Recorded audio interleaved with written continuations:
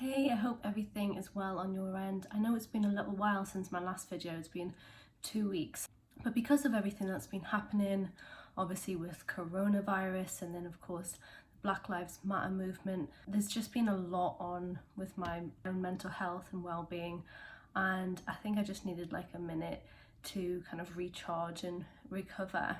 I know everybody's kind of dealing with 2020 as best as they can. I haven't seen my family since half a year. It's been half a year since I've seen my family, so I think it's a very tense time for us all, and I think for me it really just got to that boiling point when the murder of George Floyd went viral. It's something I'm really passionate about, and you know, I wanted to be vocal, I wanted to speak up about it, I wanted to be present at protests here in London. And of course there's a lot of backlash with that as well, so I found that I was having a lot of heated debates with people around me that I love, you know, family, friends, and that's really difficult. If you're not feeling 100% ready for all that, it can just make you feel so much worse. So I needed 2 weeks just to go back into my shell a little bit. I'm a typical Cancerian in that way, where I just needed to have a moment to go into my little shell and recharge.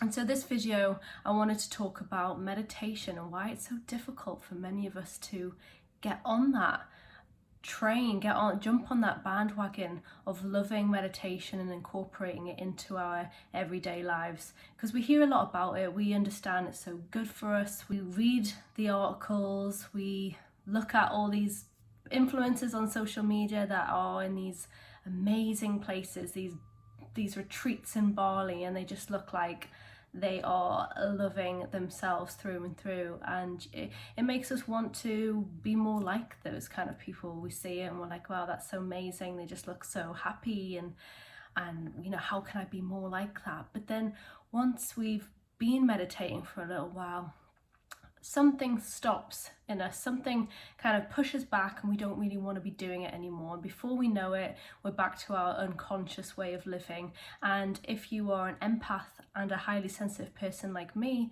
situations like what's been happening recently really affect us. It stops us in our tracks, and it's really difficult to get back on it and to feel motivated and feel inspired every day. You just kind of want to go in a hole, and you wonder why you're the only one that is feeling these intense feelings, even though you might not be the only one, probably not.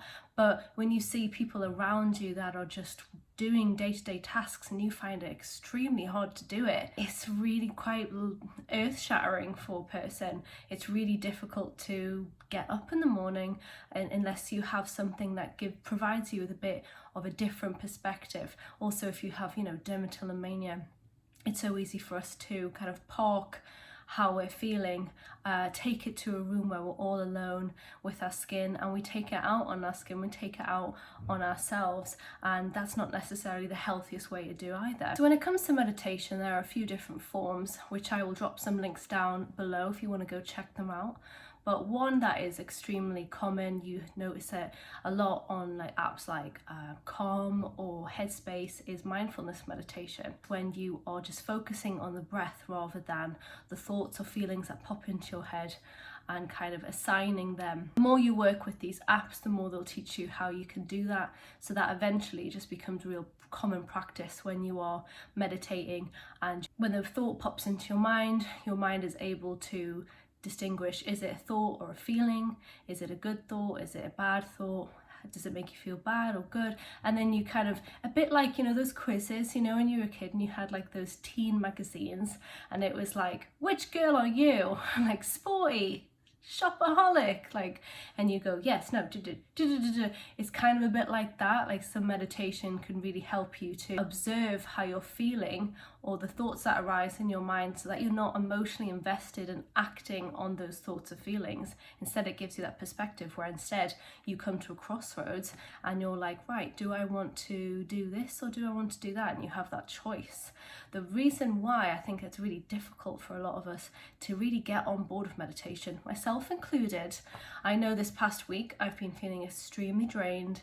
I always know when I'm feeling very, very run down and exhausted because my eye starts to twitch and I get styes, and I have one at the moment. And just feeling, I also get quite nauseous. I feel quite sick in my stomach when I've been feeling bad. So all of these symptoms it's like a checklist, check them all off. This has happened all week, and I know it's because I've been very much in my own head.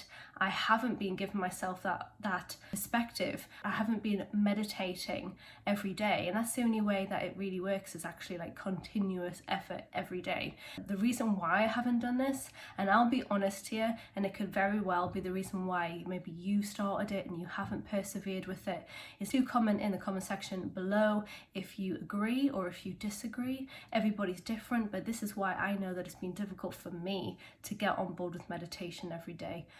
My partner is amazing at it. He makes sure that it is part of his life, the way washing his hair, having a shower every day, or brushing his teeth would be. It is so regimented.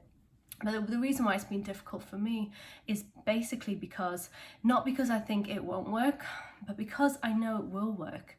And that realization is quite tricky, because if you've been in your way of thinking for so long, you've been doing things, to the beat of your own drum, even if you're very hard on yourself and you're not actually enjoying the way that you're living your life, the thoughts that come into your mind, how you feel a lot, the relationship that we have with ourselves, even though it's not necessarily nice, we wouldn't say it's kind or the best it could be, it's comfortable. It's something that we know really well.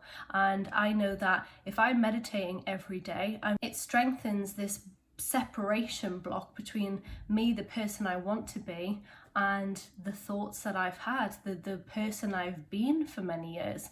And that's quite uncomfortable when you think about it. There is definitely a part of me that hasn't been ready for that. And so past few days, after having an pretty much argument, I had a dressing down. My boyfriend is the best at giving me the tough love that I need. I'm very lucky to have him. So he was like, well, Kim, to be honest, you've been doing this, you've been vocal about it. You wanted to go to the protest, you did. You wanted to speak about it to these people, you did. This is how you feel because of it. But what you haven't been doing is what you know you should be doing, which is meditating. And because of that, you're feeling so run down and you're feeling so miserable and sad and just kind of hating everybody in your life right now. You know for a fact that if you were meditating, you would not be feeling this way, because you wouldn't take it on. You wouldn't be so emotionally absorbed in these thoughts and feelings that are coming into your mind. And when someone says something and you're like, stop telling me what I need to know because I don't want to hear it. I was just like, yeah, that is so true. And that day I went out for a walk. I listened to ECKHART TOLLE, The Power of Now. If you're feeling the same way that I've been feeling, I urge you to get that on Audible, go for a walk and listen to chapter 10. I felt like when I pressed play, it told me everything I just needed to know, I needed to hear in that time. I went to a field and I went to a field, I lay down, had a meditation session after listening to it, came back. I made sure that I was listening to how my body was feeling. It was crying out for some sleep, so I had a nap. I had a bubble bath, which made me feel really good. I read a book that made me feel really nice. It was like about minimalism, and I know that when I read that book, it makes me feel really good. But I also made sure that I meditated once again. And just from having those couple meditations, it helped me to kind of realign in my mind. The more I did it, the more I knew that my mind and my body, my spirit was like crying out for some stability from this just craziness going on in my own mind because of recent months, what's been going on all around us. So I knew that even though it was really difficult for me to get onto it every day, I kind of reached that boiling point a few days ago where I was like, you know what, no, this absolutely has to be part of my everyday, because I cannot be living a life where I'm listening to others, I'm trying to be there to for others. I'm trying to talk about, you know, how we can constructively manage our compulsive skin picking and be better. But if I am deliberately sidestepping the main fundamental thing which actually helps us so much is meditation, I have to make it a part of my daily. And the issue that many of us face is that we are scared in case it does work. The more we do it, see it like the cogs turning. It takes a hell of a lot of time. It could take someone, you know, a couple of days. It could take someone a week or a month or 3 months or 6 months before they actually start to really feel the difference. And the thing that helps you to really figure out, like, okay, this is actually working, is when you start to notice you don't jump on something the way you used to. So if someone said something, or something happened in your life that usually you would react so strongly against, and would really make you be like, rah! What meditation does is it just kind of gives you that pause in between the action. It gives you that moment just to be like, okay, what am I feeling right now? Okay, and I'm feeling it because of that. Right, okay. Now, do I want to react in this way? Do I want to do that? And actually that helps us so much. Having that as part of your day-to-day can drastically improve your day, because if you don't want to react a certain way, if you want to let something go for the sake of your own mental well-being, then having that pause, having that little Jiminy Cricket on your shoulder, it'd be like, let's just wait a second. It can drastically change your day. And I know for a fact that if I'd been meditating for, you know, the last couple of weeks and the couple of weeks before it, pretty much all through this whole pandemic, I know that I'll be feeling a hell of a lot different within myself. I wouldn't be feeling all eye twitchy with a sty. I won't be looking at my appearance in the mirror and hating on myself because I've gained weight and everything feels tight. I certainly wouldn't be assessing my skin as much as I have.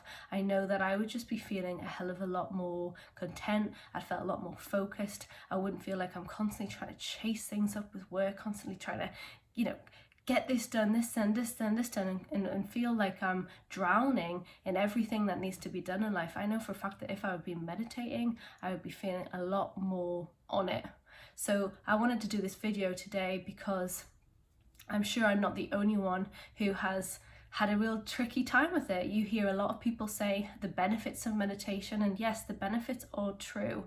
If you can, I don't know if you have access to Gaia, but I absolutely recommend you, trust me, if you watch it, I want to know your thoughts, because it is one of those series where you're like, whoa, and you can't unsee it. It just says so many truths. It gets straight to the point that it's pretty life-changing. It's called REWIRED. So if you can, go on to Gaia, check out REWIRED with Dr. Joe Dispenza.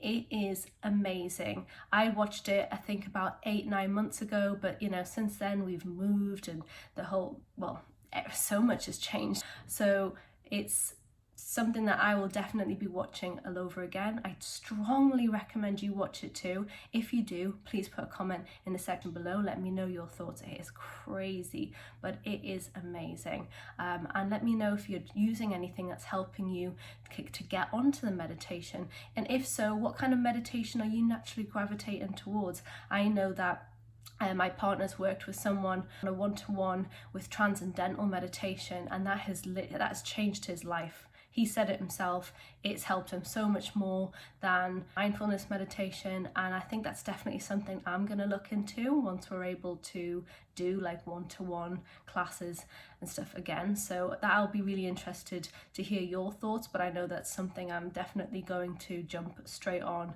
when workshops are back open in London. So yeah, let me know your thoughts on the below. What, you know, have you felt that you've kind of hit that roadblock with meditation where it starts to feel good, but then it starts to feel really uncomfortable within yourself because you know it's actually doing good? I would love to hear your thoughts, and as always, if you enjoyed this video, please give it a like. If you haven't already, please subscribe to the channel. It helps me so much. And yeah, I'm always here. I'm sorry it's been 2 weeks since I've last posted a video. I just needed a little bit of time for me. I'm sure you'll understand that. We all need it sometimes, right?